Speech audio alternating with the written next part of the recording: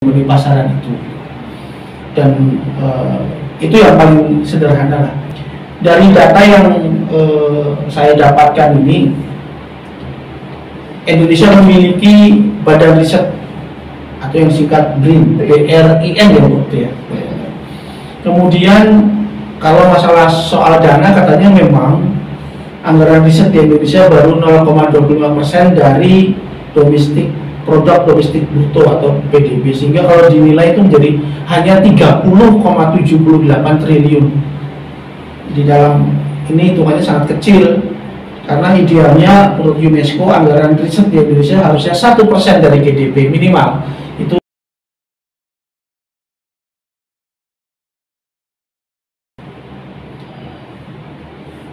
salam tim bloggers, apa kabar semua? Semoga semuanya dalam keadaan sehat walafiat dan selalu ikuti prokes, kemudian jaga imun.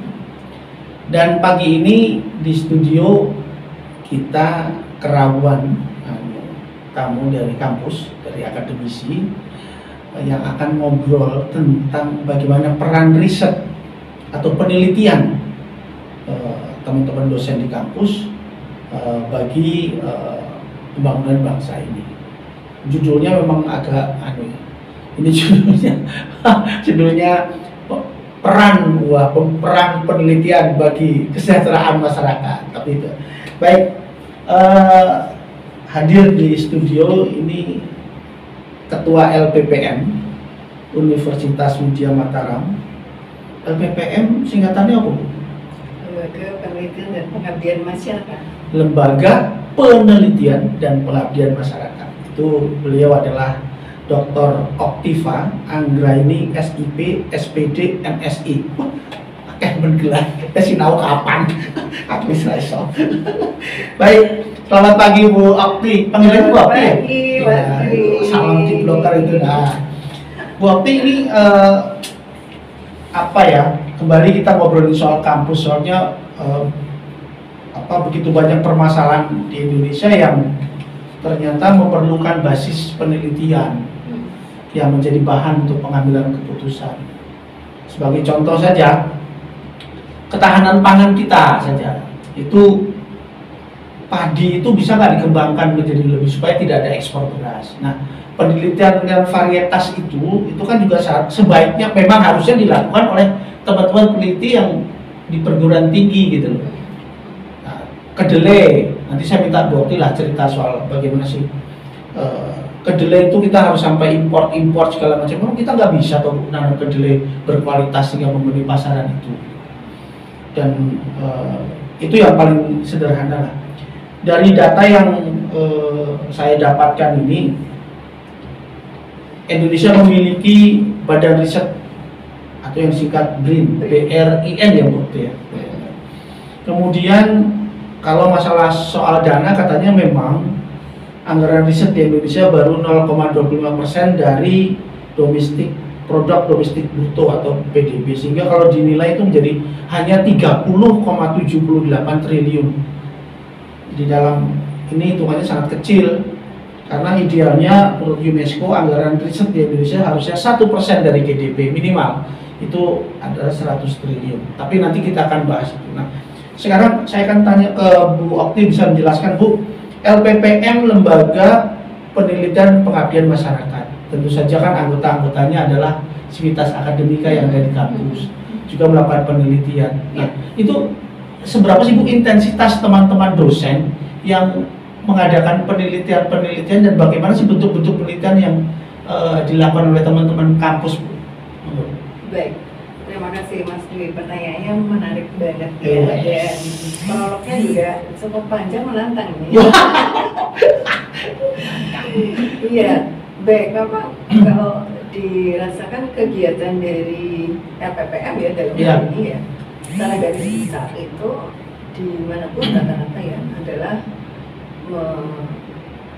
menyusun grand penelitian, grand pengabdian masyarakat yang bertumpu pada RIP ya, rencana strategis perguruan tinggi masing-masing ya, yang intinya nanti akan diantaranya menuntaskan persoalan-persoalan masyarakat ya, melalui penelitian dan pengabdian masyarakat, gitu ya.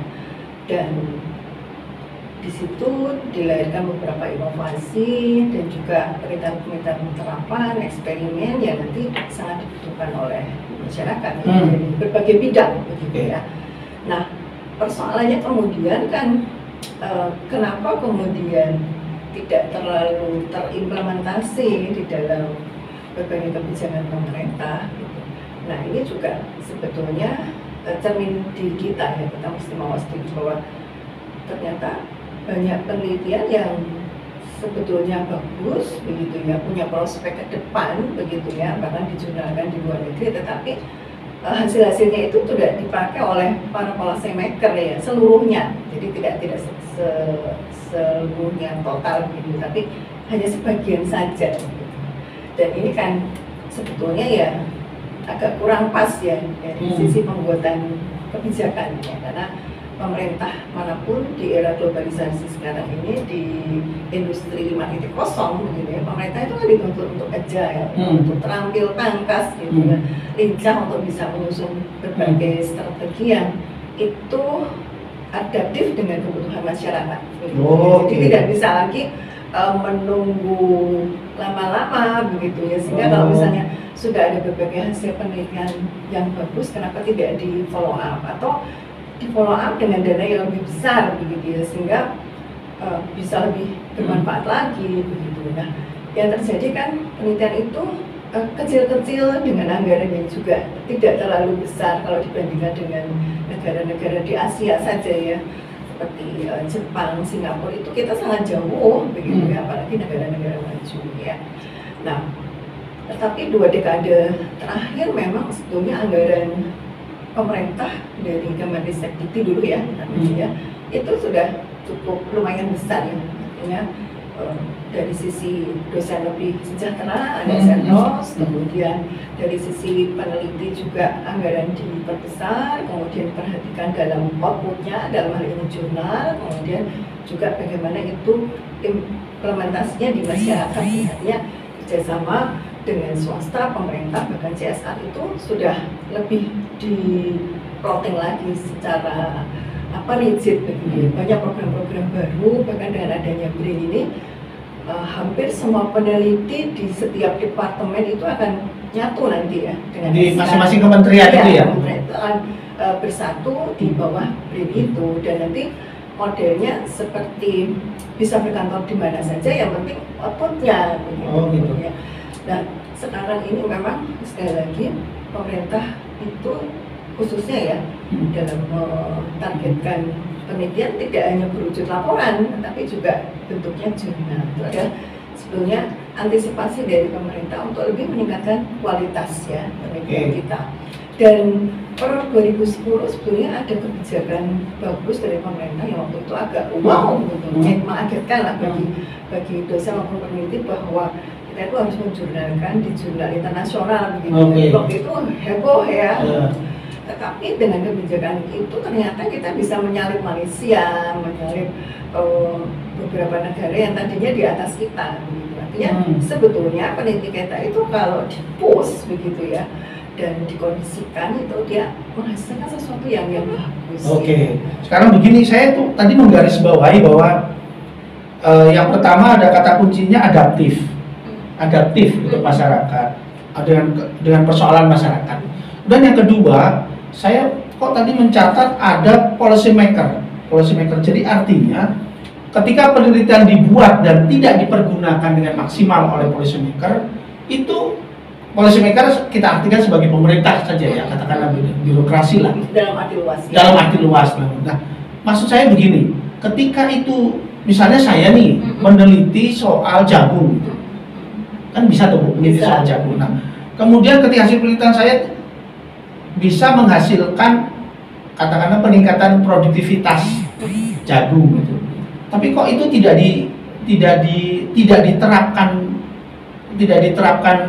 oleh pemerintah, itu kira-kira permasalahannya apa, Bu? Mungkin ada beberapa jawaban ya, kira-kira kalau dari sisi politis itu agak tajamnya begitu. Wah, ini menarik ini. Dengan tajam begini. Kalau enakan impor ngapain nanam mas? Waduh, kan gitu. Oh gitu, Beneran, jadi ini persoalan politis akhirnya ya? Iya, tidak bisa dilepaskan. Jadi saya punya catatan ini ya, khusus untuk kedelai gitu ya. Oh kedelai ya? Oke, kedelai yang lagi rame nih. Atau bawang kan? Ya, bawang putih gitu ya. Kita 100% impor, oke? 100% impor, kebutuhan pangan. 97% impor. 97% impor. Gula pasir 70%, Mas. Jadi kalau Mas minum itu sebetulnya minum gula impor. Impor itu ya? Terus, ya. Nah ini bagaimana dengan produktivitas di dalam negeri begitu ya? Iya. Ya sudah dilakukan sih pas era Pak Jokowi dengan program Pajarinya itu cukup lumayan gitu ya. Tetapi Presiden Jokowi yang kedua itu di pemerintahan yang tahap kedua maksud saya ya itu kemudian ini konsistensi ya, jadi tidak dipus lagi swasembada pangan itu ya. Swasembada pangan dan ketahanan pangan itu konsepnya. Misalnya 2019 itu produksi nasional kita itu baru 1 juta ton untuk kedelai. Kedelai ya? Iya. Nah sekarang isunya baru mahal gitu ya. Kebutuhan nasionalnya 3,4 sampai 3,6 juta. Oke. Wah, berarti kurangannya masih cukup banyak. Jadi kekurangannya 2,6 juta ton. Oke. Ya. Dengan kata lain berarti pasti dong setiap tahun kita akan impor segitu kurang lebihnya, ya, benar ya. Nah, ketika impor itu bisa diperkirakan, ya, dan kita produksi rata-ratanya hanya 1,3 ton per hektar. Di Asia itu kita di bawahnya. Asia itu rata-rata negaranya menghasilkan 1,45 ton per hektar. Berarti kan harus dipus lagi nih untuk pemenuhan itu ya. Artinya sebenarnya pemerintah sudah pegang data loh gitu ya, sehingga kalau mau dikata disruption mah sudah telat gitu. Jadi memang ya dia harus terencana, planningnya itu sudah harus terencana dengan memakai data-data diantaranya dari perguruan tinggi. Misalnya UGM itu sudah melakukan pemuliaan benih kedelai bernama Malika. Oh yang produk kecap itu, Malika seperti anak sendiri itu. Itu bibit kedelai itu bibit kedelai ya, yang bagus sekali dia adaptif terhadap suhu, perubahan suhu, juga tanah dan juga dataran rendah dan sedang itu dia mampu begitu. Kemudian ada juga penelitian lain itu yang saya catat tentang mycorrhiza, jadi itu meningkatkan pengakaran ratusan kali dari akar kedelai itu sehingga menyerap air itu banyak. Ketika menyerap air banyak kan kedelainya subur. Nah, sehingga bisa dipacu tadi yang 1,3 jadi lebih. Saya sebentar waktu ini buat saya menjadi agak tergelitik ini. Sebentar, belum selesai. Jadi Amerika itu sementara begitu ya, dia itu kan punya tingkat produksi yang memang paling tinggi. Setelah itu Brasil itu 3,1 ton per hektar, Mas. Oke. Ya, tapi jangan lupa Cina mengimpor paling banyak di seluruh dunia dari produk kedelai Amerika. Sehingga pada saat La Nina itu menyerang Amerika dan Brasil, Cina butuh banyak, kita juga nggak bisa lepas dari kebutuhan kedelai kan? Karena kan 97%-nya kita impor. Secara tidak langsung ya, ini tidak bisa hanya dengan operasi pasar. Jadi jangka pendeknya memang operasi pasar oke. Kemudian pembentukan kalau saya ini yang terbaru ya, supaya saya nggak salah sebut, Kepala Badan Pangan Nasional. Kepala Badan Pangan ini sebenarnya orang yang ditunjuk oleh Jokowi yang memang tahu medan ya, dia juga pemain begitu, dan dia bersama-sama dengan Bulog dan Kementan itu untuk tadi membenahi tata niaga dari beras, kedelai dan lain-lain. Nah, tapi kan nggak bisa dalam waktu cepat ya, Mas. Artinya operasi pasar 4 bulan saja ya masih begini-begini saja. Berarti kan selain cara jangka pendek, jangka menengah dan panjang harus dipikirkan oleh pemerintah melalui tadi diantaranya riset ya. Jadi beberapa jurnal yang saya baca itu ya merekomendasikan bahwa kita sebaiknya memang harus melakukan kembali tata kelola niaga kedelai dan juga bahan-bahan pokok yang lain gitu. Kemudian kalau dari sisi pertaniannya ada semacam ini ya, introduksi teknologi yang baru, ya. Kemudian juga dari sisi mekanisasi perlu dibantu, ada subsidi juga untuk penanaman kedelai karena petani sekarang udah pinter-pinter, dia kan memilih produk yang lain dong yang menguntungkan begitu ya, daripada nanam kedelai susah gitu, untungnya sedikit, pupuknya banyak begitu, pupuk saja kadang-kadang dicari nggak ada begitu ya. Nah ini kan betul tadi tata niaganya harus dibenahi gitu, dalam jangka panjangnya dan lain-lain. Nah kemudian ini yang juga pokok, rajin selalu melakukan inovasi untuk pemulihan benih unggul.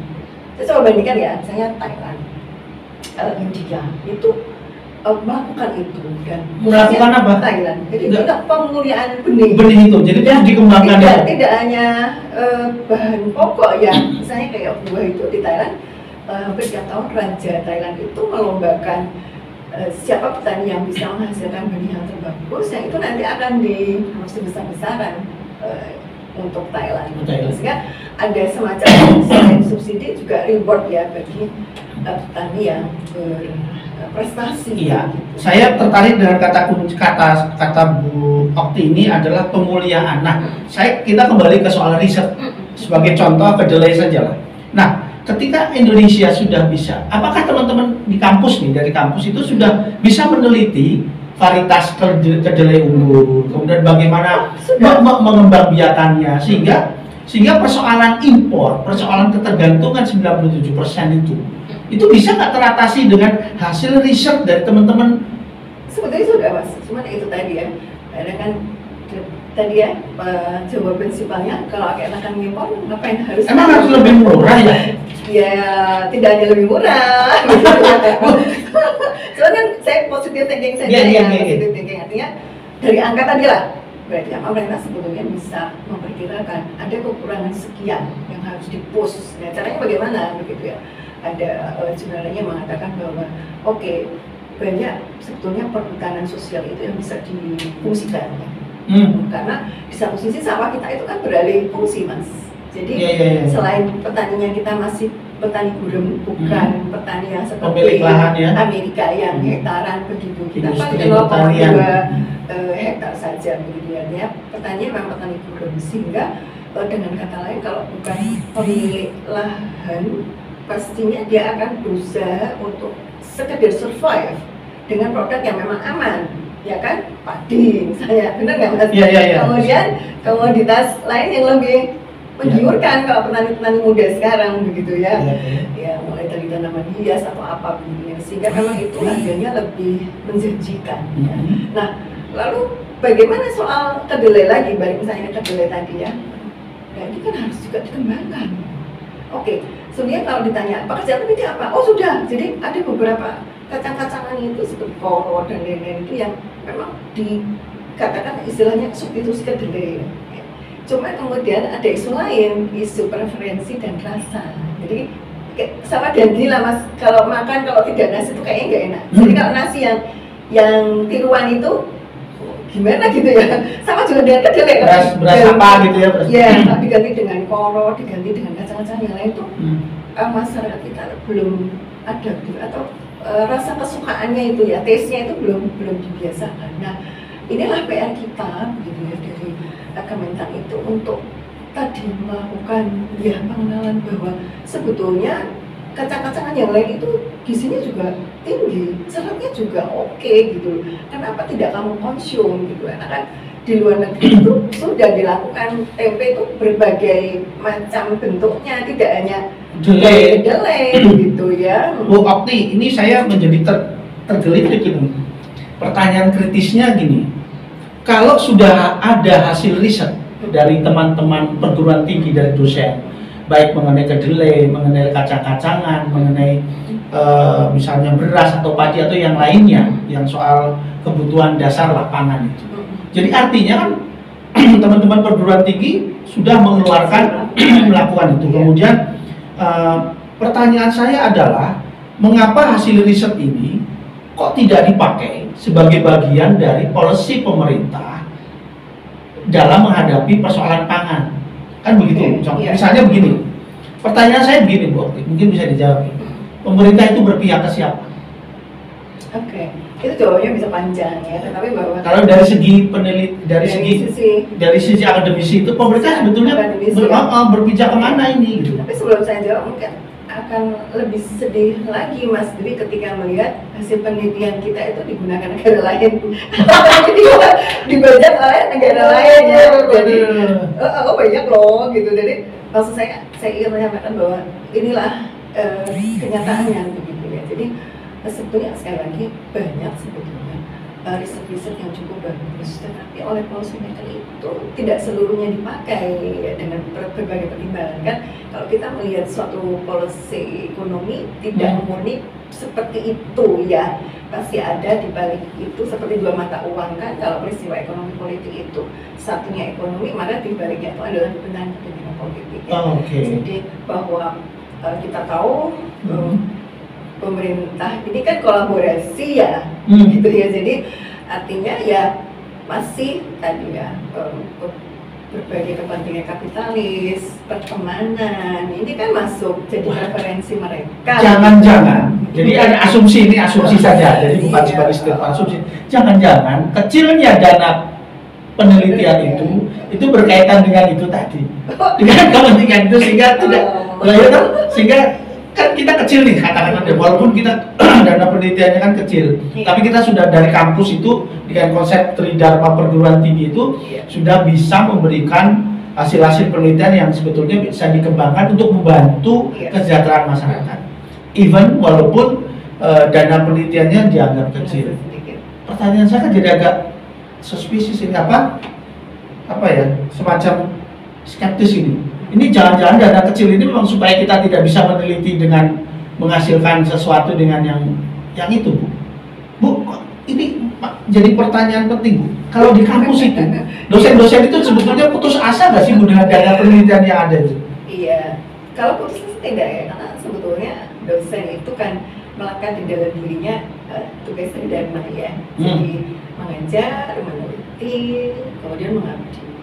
Saya katakan tidak putus asa karena kan menjadi dosen adalah pilihan ya, sebaiknya begitu ya. Kalau begitu ya. Artinya kalau dananya kecil ya otomatis memang kemudian dikeluhkan ya rata-rata itu adalah memang tidak optimal. Jadi misalnya kemudian kadang sampelnya dikurangi, ya begitu kan disesuaikan ya, apalagi penelitian yang memakai bahan baku yang mahal, ya.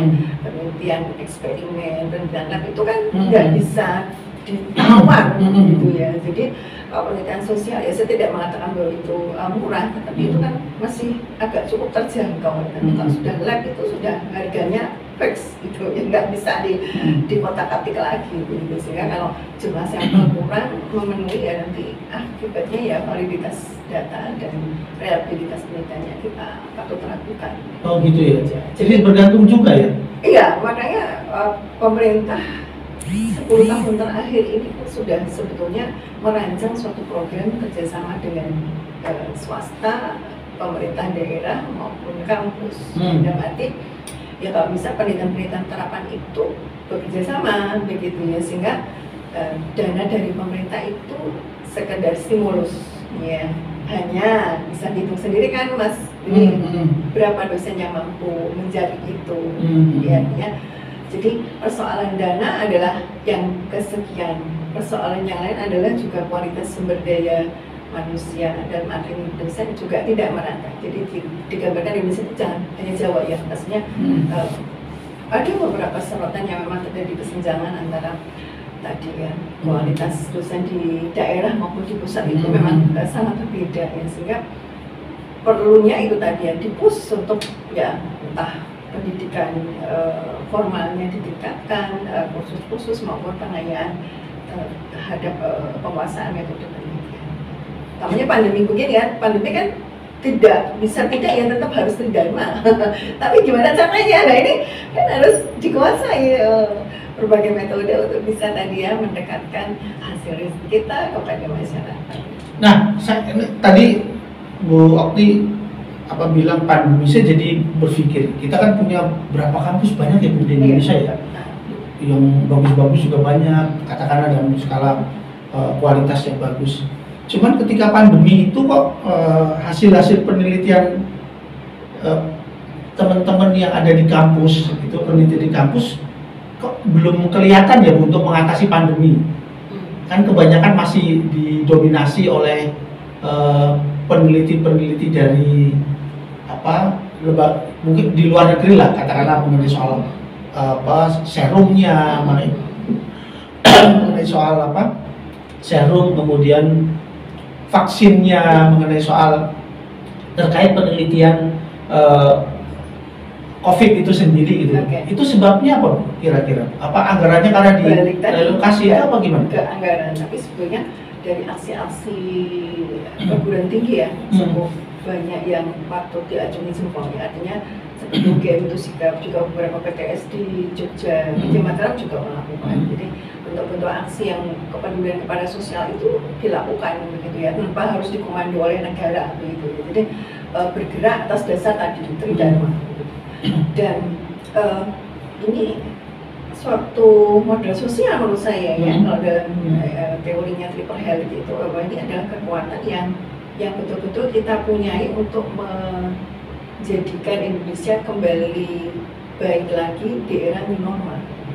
Ya, jadi sudah dilakukan, hanya kalau memang tadi kalau penelitian yang berbasis kesehatan yang terkait dengan COVID kan sampelnya mesti banyak, gitu Mas. Kemudian kerahasiaan kesehatan itu sendiri kan butuh prosedur yang tidak sederhana begitu ya, dan memang kita masih mengalami hal itu.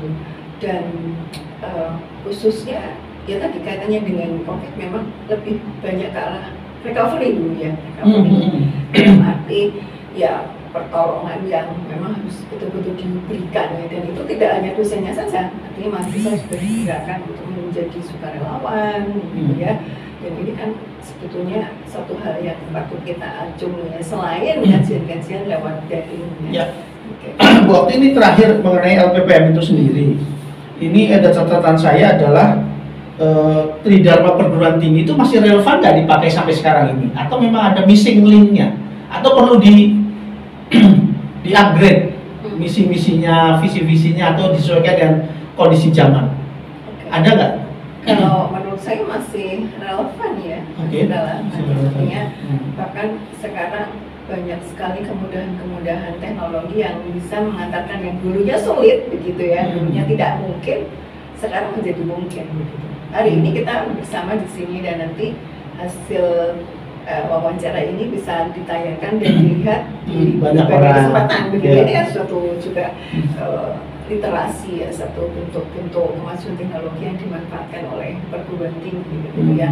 Dan bentuk-bentuk tridharma itu kan tidak harus sangat tinggi banget yang mungkin susah untuk dimengerti masyarakat, tapi yang sederhana seperti ini ya, kemudian penyuluhan di RT, di tingkat kecamatan, dan ini kan sebetulnya juga sangat dibutuhkan ya. Dan mungkin karya-karya yang lain yang dalam bentuk seperti, saya rasa sudah tidak asing lagi ya, dosen punya blog dan lain-lain, itu kan juga sebetulnya sarana ya, selain buku, untuk mendiseminasikan apa yang dihasilkan di kampus gitu.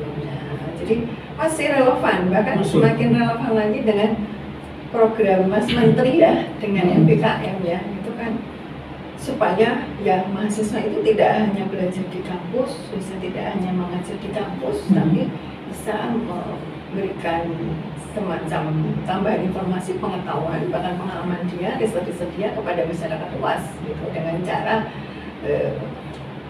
ya mengikuti mahasiswa atau mendampingi mahasiswa magang begitu, atau data sharing ya, KKN. Nah ini kan bentuknya tak betul, dan ini seperti di Jogja kebetulan saya berada di forum LPPM bidang penelitian bidang itu, sehingga saya juga bisa menyampaikan di sini begitu ya, bahwa forum LPPM itu juga di masa COVID itu membantu tadi ya, kesenjangan informasi, kemudian menangkal hoax yang terjadi selama pandemi, dan khususnya untuk Pak Wali Kota begitu ya, membantu sekali dalam hal program Gendeng Gendong ya, jadi program pengejawatan gotong royong ya, dengan frame baru begitu yang melibatkan maka kampus, kampung, komunitas dan kota dalam hal ini birokrasi. Oke. Baik, ada stigma juga mengatakan bahwa apakah benar ini tema-tema penelitian yang diusung oleh teman-teman kampus ini tidak kurang terkait dengan persoalan-persoalan dan kebijakan pemerintah. Tapi kalau stigma itu benar nggak, Bu? Jadi kan Tridharma, kemudian kan kampus juga melakukan penelitian itu. Apakah tema-temanya itu dalam penelitian itu dikaitkan atau berkait atau terkait dengan persoalan yang ada di masyarakat dan kebijakan pemerintah? Oke, ya mungkin sebagian kecil ada ya, tapi juga semakin kesini sebetulnya Kemendikbud ya, Dikti itu semakin juga mendorong agar jadi ya tema-tema itu sesuai dengan kebutuhan zaman, kebutuhan masyarakat ya. Masih sampai sekarang? Masih, harus. Kayak tadi gendong itu. Iya, gendong dan ya kemudian kan pemerintah misalnya ya dalam perguruan dan pertahunnya itu kan ada skim-skim yang sangat tematis ya, sehingga memang tadi para dosen dituntut untuk ya tema-tema ini yang ditawarkan. Dan sekarang memang cukup bagus di kota maupun provinsi ya, dia mulai tidak lagi melepas tema begitu ya, temanya tidak luas banget enggak, jadi dia batasi yang dikaitkan dengan renstra masing-masing ya, daerah ya. Kan pasti dia punya misalnya kayak kota pengen mengurangi kemiskinan, pengen mengangkat turisme atau ekonomi kreatifnya. Dia membutuhkan riset-riset dan program terapan yang itu arahnya ke sana. Gitu. Sehingga semakin tidak tadi Mas, dananya mubazir, sudah keluar uang. Tidak, iya implemented sayang banget. Baik. Aduh, nggak terasa Bu, hampir 30 menit ini. Gitu. Baik teman-teman di Blockers, ada beberapa simpulan yang menarik sebetulnya yang sudah saya catat ini adalah bahwa dana penelitian di Indonesia masih relatif kecil, 0,25% dari PDB. Itu kurang ideal, minimal 100 triliun dalam catatan saya. Kemudian ada satu juga pertanyaan, mengapa hasil-hasil penelitian dari para peneliti di Indonesia tidak dipergunakan secara maksimal oleh kalau Ibu tadi bilang policy maker atau katakanlah regulator dalam menuntaskan permasalahan. Ini memang ada tanda petik. Contoh yang tadi adalah kedelai. Sebetulnya peneliti-peneliti Indonesia tadi Bu Okti mengatakan bahwa sudah bisa menemukan jenis kedelai unggul dan segala macamnya. Hanya saja dibandingkan dengan negara-negara Thailand dan lain itu, pemuliaan atau kesinambungan dari hasil riset itu yang belum dioptimalkan. Diduga ada kepentingan politis di sana. Kata nyinyirnya, kalau bisa impor kenapa harus tanam sendiri kan? Satu, itu yang berikutnya. Kemudian yang bahwa ada penelitian-penelitian yang dilakukan oleh banyak teman-teman di kalangan kampus tidak maksimal. Tidak maksimal itu tadi Bu Okti sudah menjelaskan ada banyak hal. Misalnya dana yang sedikit itu tidak bisa membuat penelitian menjadi lebih maksimal dan berkualitas karena ada biaya-biaya produksi penelitian yang harus disesuaikan dengan anggaran yang ada. Ini yang juga menjadi catatan gitu. Nah, mungkin dananya sesuaikan dengan konsep penelitiannya atau dan segala macamnya. Dan pertanyaan yang cukup menarik adalah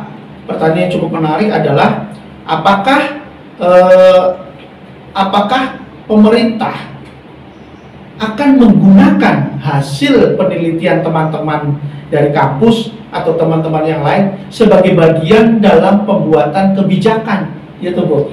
Jadi based on research. Jadi kebijakan itu diambil based on research, sehingga pengembangan contoh ketahanan pangan, varietas unggul, pengembangan produk itu based on research yang sudah ada, bukan pada base of kepentingan. Dan yang terakhir yang cukup tadi disampaikan oleh Bu Okti adalah di setiap daerah memiliki policy-policy sendiri untuk mengakomodir kampus-kampus yang mengadakan penelitian yang adaptable untuk kepentingan masyarakat. Kalau di Yogyakarta itu bekerja sama dengan instansi kayak Bapeda, penelitian dibiayai, sebenarnya hasilnya lebih untuk menyelesaikan persoalan-persoalan yang ada di masyarakat. Akeh tenan loh. Waduh, Bu, terakhir saya closing statement harapan Ibu sebagai LPPM, sebagai orang kampus dan kemudian juga mengampu di LPPM kepada pemerintah apa? Kepada pemerintah tentunya tadi ya, seperti lontaran Mas Dwi agar lebih memperhatikan lagi dari sisi mutu dan kualitas penelitian termasuk bagaimana sistemnya bisa berjalan dengan lancar, ya mulai dari pendanaan sampai kemudian dipermudah lagi dalam perizinan, kemudian juga dalam implementasinya untuk diterapkan di industri gitu, atau juga di masyarakat ya. Diperbesar lagi lah ya. Dan jangan ada kepentingan. Iya, itu harapannya. Terima kasih tim blogger. Luar biasa, sudah banyak sekali. Ini sebetulnya banyak nih kalau mau digali nih. Waktu ini cuma waktunya nih. Saya kapan-kapan tahu lagi untuk kita gali lagi nih. Terima kasih, selamat pagi, salam tim bloggers.